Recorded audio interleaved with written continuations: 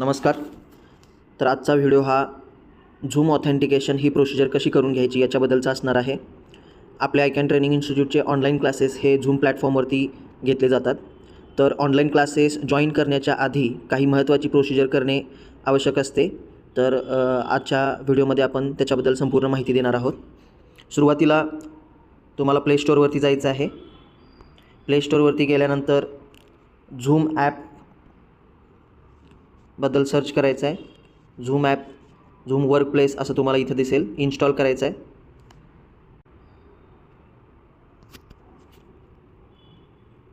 तर zoom app installing होत आहे. इन्स्टॉल झाल्यानंतर कोणती प्रोसिजर असणार आहे तर ते आपण पुढील भागामध्ये बघूया. आपले जे ऑनलाईन क्लासेस चालतात ते झूमवरती चालतात.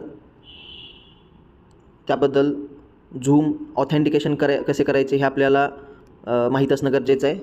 ॲप इन्स्टॉल झालेलं आहे, ओपन करायचं आहे. ॲप ओपन झाल्यानंतर आता इथं तुम्हाला 3 ऑप्शन्स दिसतात, साइन इन, साइन अप आणि जॉईन अ मीटिंग. तर याच्या आधी आपल्याला झूम ऑथेंटिकेशन करण्यासाठी साइन अप करावं लागणार आहे. साइन इन ऑप्शन ज्यावेळी झूम ऑथेंटिकेशन होईल त्यावेळी साइन इन करायचं आहे, पण सध्या पहिल्यांदा ऑथेंटिकेशन करत असताना साइन अप करावं लागेल. साइन अप करायचं आहे. बर्थ इयर टाकायचं आहे. आता बर्थ इयर जे आहे ते कोणीही विद्यार्थ्याचे बर्थ इयर टाकायचे नाही, पालकांनी आपले स्वतःचे बर्थ इयर टाकायचे आहे.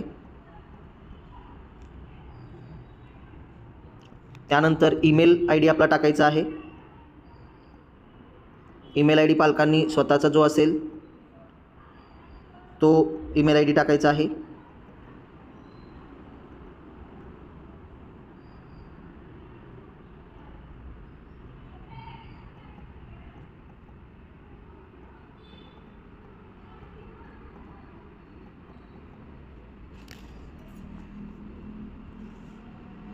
ईमेल आय डी टाकल्यानंतर त्याच जो ईमेल आय डी टाकलेला आहे त्या ईमेल आय डीला आपल्याला एक व्हेरिफिकेशन कोड येईल. सो तो व्हेरिफिकेशन कोड आपण पहिल्यांदा त्या मेलवरती जाऊन बघायचा आहे.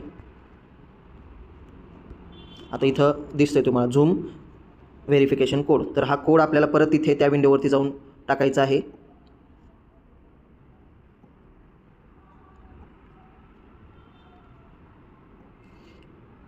टाकल्यानंतर व्हेरीफाय करायचं आहे. व्हेरीफाय केल्यानंतर आता पालकांनी इथे मात्र विद्यार्थ्याचं नाव टाकायचं आहे. विद्यार्थ्याचं नाव टाकत असताना फर्स्ट नेम आणि लास्ट नेम एवढं जरी टाकलं तरी सफिशियंट आहे, कारण तुम्ही हे जे नाव टाकाल तिथे आपल्याला प्रोफाईलला दिसणार आहे. ठीक आहे. त्यानंतर त्याचा पासवर्ड सेट करायचा आहे. आपल्याला पासवर्ड असा सेट करायचा आहे ज्याच्यामध्ये 8 मिनिमम कॅरेक्टर्स असले पाहिजे. त्याच्यामध्ये एक नंबर असला पाहिजे, एक लोअर केस लेटर आणि एक अप्पर केस लेटर असं आपला हा पासवर्ड असला पाहिजे. सो तुम्हाला लक्षात राहील असा पासवर्ड सेट करा आणि तो कुठेतरी मेन्शन करून ठेवा.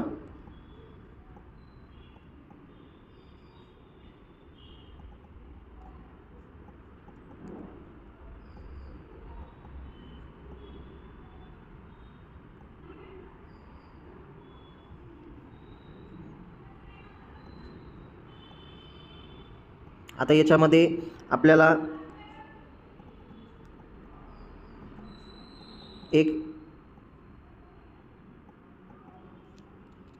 आणि क्रिएट अकाउंट करायचं आहे. म्हणजे एक कॅपिटल लेटर पाहिजे, एक स्मॉल लेटर पाहिजे, एक नंबर पाहिजे, असे मिनिमम हे 3 रिक्वायरमेंट्स आहेत आणि ह्याच्यासोबत 8 त्याच्यामध्ये कॅरेक्टर्स असले पाहिजेत. क्रिएट अकाउंट करायचं आहे.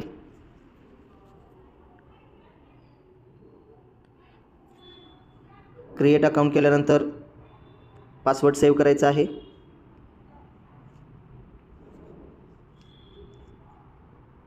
पासवर्ड सेव्ह झाल्यानंतर आपल्याला फिंगरप्रिंट किंवा काय आपल्याला हे जर सेट करायचं असेल तेही सेट करू शकतो.